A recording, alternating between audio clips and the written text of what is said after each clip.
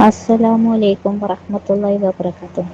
ഹബീബ് മുഹമ്മദ് മുസ്തഫ സല്ലല്ലാഹു അലൈഹി വസല്ലമ തങ്ങൾ പറയുന്ന ഒരു ഹദീസ്, ഒരു മനുഷ്യന്റെ ദുനിയാവിലെ വിജയത്തിന്റെ പ്രധാന മൂന്ന് കാര്യങ്ങളിൽ ഒന്ന് പറഞ്ഞത്, എല്ലാ സൗകര്യങ്ങളുമുള്ള നല്ല അനുയോജ്യമായ ഭവനം അതൊരു മനുഷ്യന്റെ ദുനിയാവിലെ വിജയത്തിന്റെ വളരെ പ്രധാനപ്പെട്ട ഒരു കാര്യമാണ്.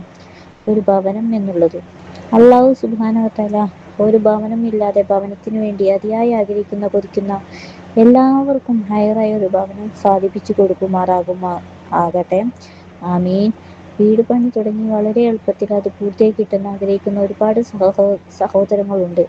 അവർക്ക് വേണ്ടി മഹത്തുക്കൾ പഠിപ്പിച്ച ഒരു ചെറിയ ദുആയാണ്, വളരെ മഹത്തായതാണ്. ഇജാബത്ത് ലഭിക്കുന്ന ഒരു ദുആ ആണ് കേട്ടോ പറയാൻ പോകുന്നത്, ഇൻഷാ അല്ലാഹ്.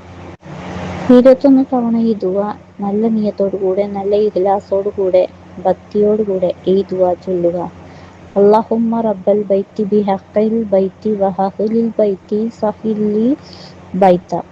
ഈ ഒരു ദുആ 21 തവണ ചൊല്ലുകയും ശേഷം അസ്സയ്യിദ് ഹസൻ ഷദ്ദാർ റളിയല്ലാഹുവിന്റെ പേരിൽ ഒരു ഫാത്തിഹ ചൊല്ലി ദുആ ചെയ്യുക. അല്ലാഹു സുബ്ഹാനഹു വ തആല എല്ലാം പെട്ടെന്ന് എളുപ്പമാക്കി തരുമാറാകട്ടെ. ആമീൻ യാ റബ്ബൽ ആലമീൻ. എല്ലാവരുടെയും വീടെന്ന സ്വപ്നം പെട്ടെന്ന് പൂർത്തീകരിച്ചു തരുമാറാകട്ടെ.